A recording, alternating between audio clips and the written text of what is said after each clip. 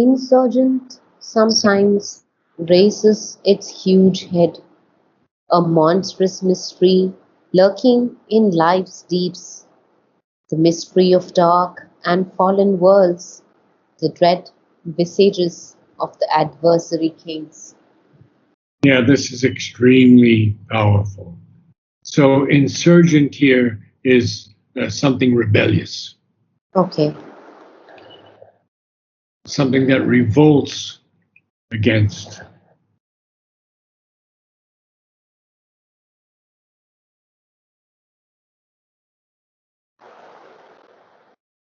all right. It's a monstrous mystery lurking Hmm. in the deeps of life. It's the mystery of dark and fallen worlds, and it's the dread visages of the adversary kings. We have to do the adversary kings. We've not done. Yeah. It's not very long. I will find it in A. Yes, I think so. It should be an A. Yes, adversary kings. No, it says C kings adversary, so I have to find it in K. I'm not too sure if I even uh, have it in the supplement, but I have it here. It is, yes, it is. It is under K, kings. Yeah. Okay. Good. Good. Adversary kings. The mother. There are four asuras. Two have already been converted, and the other two, the Lord of Death and the Lord of Falsehood, made an attempt at conversion by taking on a physical body. They have been intimately associated with my life. The story of these asuras would be interesting to recount. The Lord of Death disappeared. He lost his physical body, and I don't know what has become of him. As for the other, the Lord of Falsehood, the one who now rules over this earth, he tried hard to be converted, but he found it distinct. At times, he calls himself the Lord of Nations, the He who sets all wars in motion, and only by thwarting his plans could the last war be won. This one does not want to be converted, not at all. He wants neither the physical transformation nor the supramental world, for that would spell for that would spell his end. So his mother says this in her talks from 26 March 1959. 1960, 59. 59, 69. In the book it says 59. Right.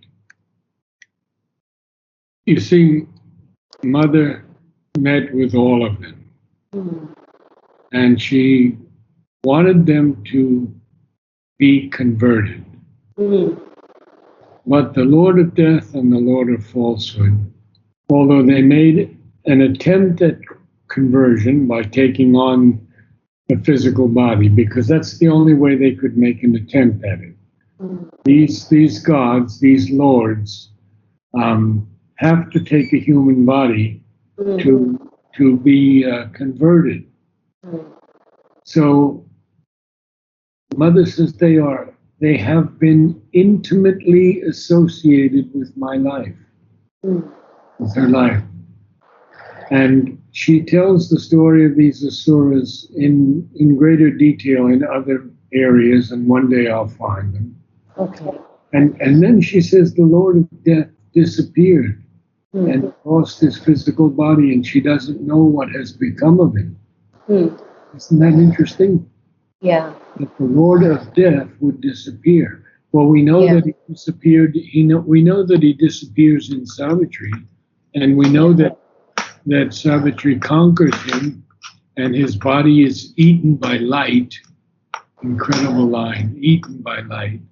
Okay. But then we go to this other fellow, the Lord of Falsehood, and he is the one who appeared to Hitler. Okay. And he appeared in this silver and gold, as a silver and gold being, and Hitler would bow before him and touch his feet. And only Mother and Sri Aurobindo could thwart his plans. Hmm. If they had not done that, Sri Aurobindo said, human evolution would have been set back many thousands of years. Hmm. There's a story of Nolini that's very difficult to find. I have not been able to find it since I first read it, in which Nolini at late at night comes to the Samadhi to do his pranams to Sri Aurobindo. And standing before him is Sri Aurobindo in absolutely supramental color and form, absolutely beautiful. Nolini is about to bow down and touch his feet, and he sees that the feet are cloven. And he realized Feet are? the feet of the devil are cloven. You see my fingers? Oh, okay. No, I don't see the fingers. I see only till your head. Okay. Yeah. That's how the devil is represented. He said, had I bowed down, I would have been destroyed. This is Nolini. Okay. So now we are seeing that these dread visages is usually the face, the appearance, the visage, is they're monstrous mysteries lurking in life's deep. And they are the mystery of the dark and fallen worlds. I won't go into the story of the emanations that Mother sent down, the four of them. But one day we can do that, because it's a very interesting story, because they turned, seeing what power they had, they turned against Mother. Truth became falsehood, love became hate, and etc. So now we'll go to the dreadful powers. The dreadful powers held down within. He's speaking of humanity now, man, Yeah. not Aswapati. Yeah. The dreadful powers held down within his depths become his masters and his ministers, Or his minister. or his ministers, become his masters or his ministers. Enormous they invade his bodily house, can act in his acts, infest his thought and life. Inferno surges into the human air and touches all with a perverting, Perverting breath. perverting breath. So let's go through this, because this is very, very, very important.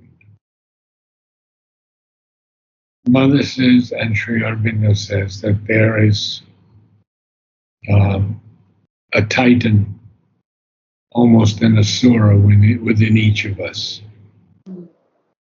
And these dreadful powers that are held down by us mostly until we can purify them, for many they become his masters or his ministers.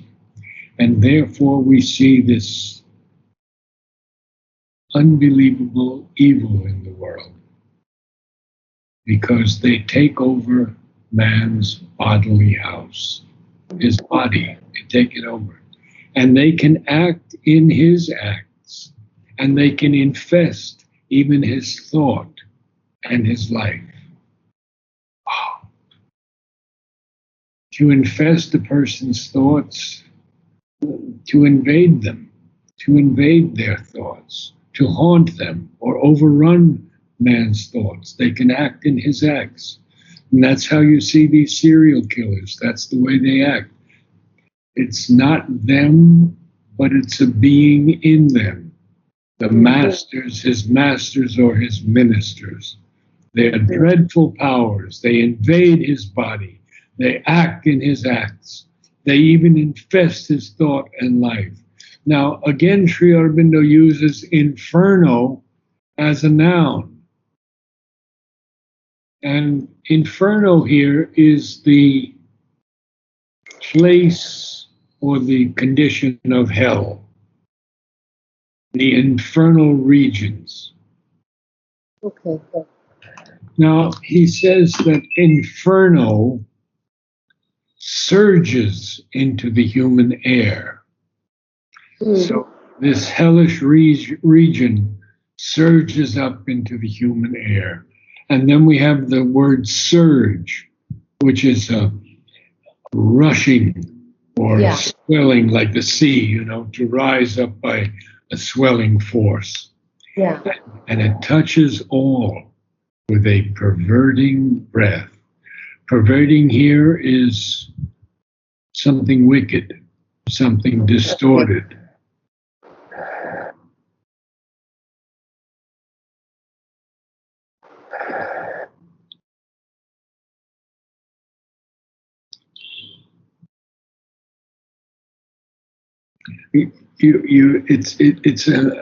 It's extraordinary how Sri Aurobindo can use so many adjectives and descriptions of this area. And the only reason he can do that is because he has been there. And he had to bring the light down into this darkness. So we have the dire mutterings, we have this insurgent, we have the monstrous mystery, we have the dread adversary kings, and these dreadful powers that become man's masters or ministers, who even can come into his own body and can act in his acts, infest his thought and life. And then we have inferno surging into the human air and touching everything with a perverting breath. Now, there's even more. Gray forces like a thin miasma, like a thin miasma creep, stealing through chinks in his closed mansion's doors, discoloring the walls of upper mind in which he lives his fair and spacious life, and live behind a stench of sin and death. And leave behind. And leave behind. Not only rise in him perverse drifts of thought and formidable formless influences, but there come presences and awful shapes, tremendous forms and faces, mount dim steps, and stare at times into his living rooms, or called up for a moment's passionate work. Lay a dire custom's claim upon his heart, aroused from sleep, they can be bound no more. It is very depressing. Yeah, and also a long passage. Very long passages, because Sri Aurobindo wants to make us aware of these things. That the only protection is taking the divine name, calling to Mother, doing japa. So now we have these gray forces. Miasma is a noxious vapor, a pollution in the atmosphere. Noxious. What's the spelling of noxious? Noxious is poisonous. Poisonous, okay. Yeah, we can say it's a poisonous pollution in the atmosphere. Poisonous vapor, you said, no? Mm-hmm. Yeah. So these gray forces like that poison vapor creep, and they steal through chinks in his closed mansion's doors. Well, man's closed mansion's doors, that's his body again. Yeah. Okay, but chinks chinks are very narrow openings, like Okay. cracks. We have a chink in the wall, a crack in the wall, or a chink Got in, it. you see. And so they, because they're like a thin miasma, they're like a Mm. vapor. They can Yeah. they can steal into man's. In other words, they're entering through his aura, Mm. through his envelope, Mm. and that's how they enter. And therefore, they discolor the walls of the upper mind. And that upper mind is, Sri Aurobindo says, in which he lives his fair and specious life. Well, specious is, it's plausible but false. Mm. Something plausible but false. Mm. It seems to be good or right, but it's not. Okay. So that's a species that defines specious. Mm. So Sri Aurobindo is a little bit hard here because when these forces enter into his life, which he believes is fair, but Mm. it's actually specious, Mm. they leave behind a stench of sin and death. Mm. And then he goes on because there's a colon here, and he says, Yeah. not only rise in him perverse drifts of thought. Mm. So perversity is something, I would say, Mm. wrongly self-willed. Mm. So not only in man do these forces get in through chinks, but even in his thought, Mm. they these perverse drifts of thought rise in him. Mm. And then there are these formidable, formless influences. Wow. But there come presences and awful shapes. Now, awful has a number of meanings, but we will just take them as um,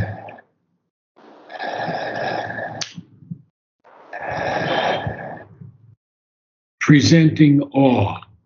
Okay. We can say something is awful, but that's a lot more colloquial. It's more in a negative form, right? It is a negative thing, Yeah. yes, but it's the shape of awe and these presences that come, Yeah. and they mount dim steps and stare at times into his living rooms. Mm. That's his bodily functions. Yeah. Or called up for a moment's passionate work. It's very, very interesting. They lay a dire customs claim upon his heart. Mm. Well, when the customs claim something, it becomes theirs. Yeah. So these forces lay a dire custom claim upon man's heart. Now they have come into his thought, and we see this, but they have been aroused from sleep, Mm. and then they can't be bound anymore. Oh, it's alarming, really. Yeah. And we're going to see what he says. We'll go on a little bit more. Okay. Afflicting the daylight and alarming night, invading at will his outer tenement, the stark glooms, grisly dire inhabitants, mounting into God's light, all light perturb. Yes, All they have touched, that's okay. You can go on. Yes. all they have touched or seen, they make their own. In nature's basement lodge, mind's passages fill, disrupt thoughts, links, and musing sequences, break through the soul's stillness with a noise and cry. Or they call the inhabitants of the abyss, invite the instincts to forbidden joys, A laughter wake of dread, demoniac mirth, and with nether riot and revel shake lies floor. Yeah. All right. Now what we see here. Afflicting is very painful, Mm, distressing. mm, So they distress the daylight mm, and they even alarm night. mm. And they invade at will the human's outer tenement, his body. Yeah. Now, the stark gloom's grisly, dire inhabitants. Grisly is gruesome, horrible, Mm, even causing a shudder of horror. mm, So, and dire is causing great fear or suffering. So you mm, see stark gloom's grisly, dire inhabitants mounting into God's light. They perturb all light. They mm, disturb. And then he says, continues on, and he says, all they have touched or seen, mm, they make their own. mm, In nature's basement lodge, they fill mind's passages, and they actually disrupt the links of thought and musing sequences. Musing is being absorbed in thoughts, reflecting deeply. mm, And they break through the soul's stillness with this noise and this cry. Or they even call these forces from the abyss. It's mm. not abyss. We went over that before, but Abyss. it's Yeah, abyss. abyss. Okay. And they invite the instincts to forbidden joys. And we see this in so many horrible areas. We see this in the black masses, the Mm, devil worships, the the abuse of children, the slavery of women. yeah. So all these things, these inhabitants of the abyss, Yeah. invite the instincts to forbidden joys, and they wake a laughter of demoniac mirth. So they're laughing at us. Mm, They're actually fiendishly laughing at us. mm, And with nether riot and revel, they shake the floor of life. mm. Because nether is lower, Yeah. and revel is boisterous festivity. So they take great pleasure or delight in doing this to humanity. And Mm. so this is where we go back to the Asuras that Mother talked about, the Lord of Falsehood. Yeah. He is in charge of all of this. Okay. So we will continue on next, Monday. Yeah. Should And we read the past? I mean, read the lines that we did today? I think let's do it on Monday when we get the Okay. whole thing, because there's still more to come. Okay. And we'll get the entire essence of it. Huh? Yeah. Wonderful. Okay. Thank you so much. You're welcome. It was a difficult evening, Yes. but what to But do? still, We have yeah, to tree out but of the. still, it's amazing how much, like, it's his descriptions and, like, so many new words for me. And Yes, yes. yeah. Great. Namaste. Namaste, Narad. Thank you so much. You're most welcome.